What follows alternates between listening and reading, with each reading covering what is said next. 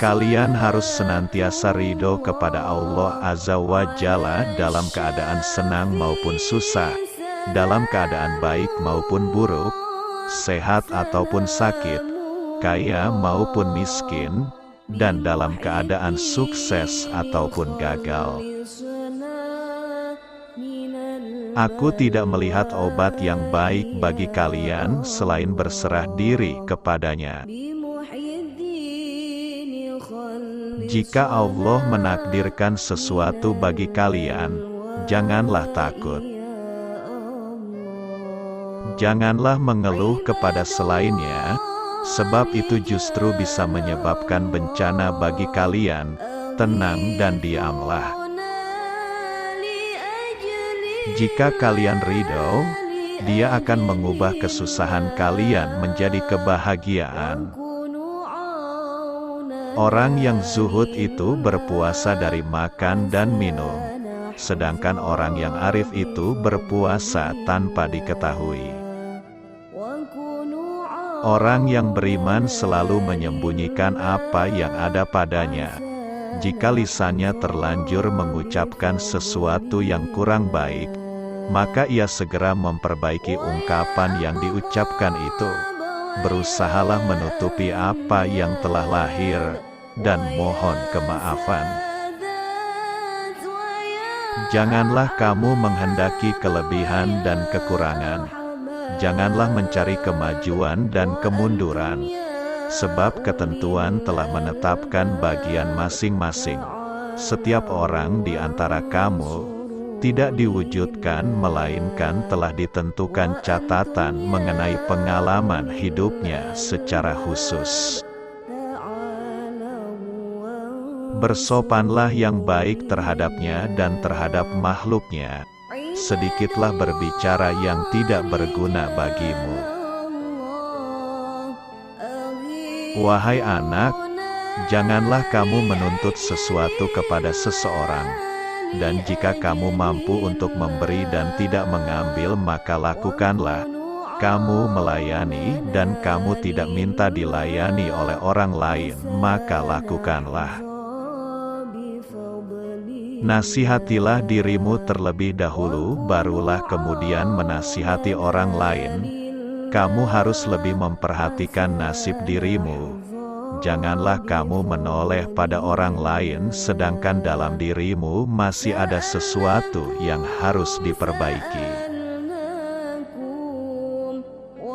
Janganlah kamu takut kepada makhluk dan janganlah kamu berharap kepada mereka, karena hal itu menunjukkan betapa lemahnya imanmu.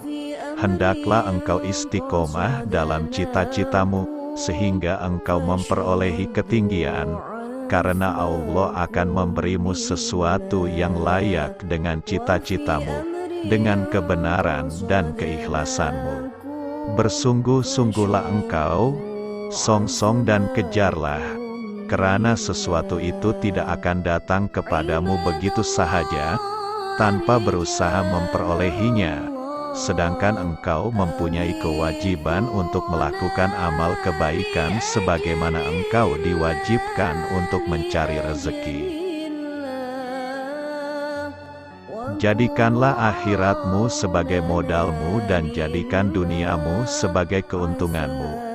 Gunakanlah seluruh waktumu untuk menghasilkan akhiratmu.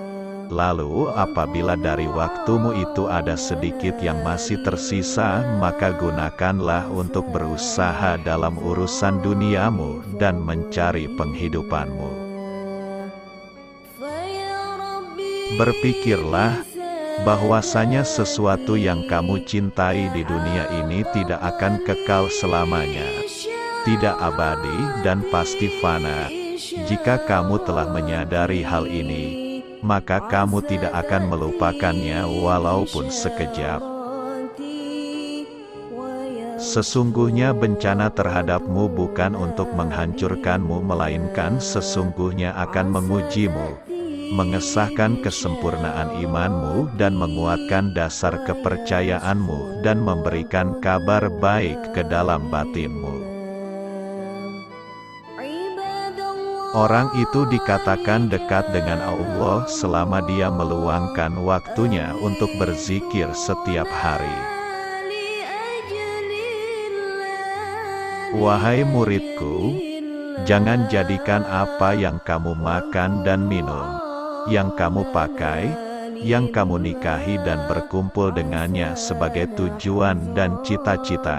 Semuanya adalah dorongan hasrat dan hawa nafsu. Dunia boleh saja di tanganmu atau berada di sakumu untuk engkau simpan dan pergunakan dengan niat yang baik, tetapi jangan meletakkannya di dalam hati. Engkau boleh menyimpannya di luar pintu hati, tetapi jangan memasukkannya ke dalam pintu, karena hal itu tidak akan melahirkan kemuliaan bagimu. Kefakiran adalah tidak punya sesuatu yang dibutuhkan, dan jika tidak membutuhkan sesuatu maka dinamakan kaya. Wahai hamba Allah, yang disebut kerja keras itu bukan terletak pada kekesatan pakaianmu dan makananmu. Kerja keras adalah terletak pada sikap zuhud hatimu. Sabar adalah suatu ketentuan, daya positif yang mendorong jiwa untuk menunaikan kewajiban. Selain itu, sabar adalah suatu kekuatan. Janganlah kamu menjadi orang yang berlisan syukur, tetapi hatimu berpaling dari hak yang datang kepadamu.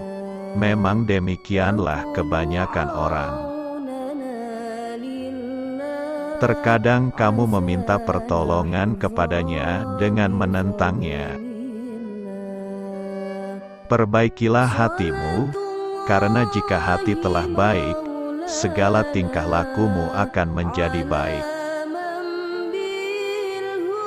Hati yang baik itu karena adanya takwa dan tawakal kepada Allah Ta'ala, bertauhid kepadanya dan ikhlas dalam beramal serta yakin akan kerusakan semua itu apabila tidak ada tindakan-tindakan tersebut. Jika dunia dan akhirat datang melayanmu dengan tanpa susah payah, ketuklah pintu Tuhanmu dan menetaplah di dalamnya. Bila kamu telah menetap di dalamnya, akan jelaslah bagimu seperti buah fikiran. Nafsu seseorang selalu menentang dan membangkang, maka barang siapa ingin menjadikannya baik, hendaklah ia bermujahadah, berjuang melawannya, sehingga terselamat dari kejahatannya. Hawa nafsu semuanya adalah keburukan dalam keburukan, namun apabila telah terlatih dan menjadi tenang, berubahlah ia menjadi kebaikan di dalam kebaikan. Terima kasih sudah menonton. Jangan lupa like dan subscribe. Sampai jumpa di video berikutnya.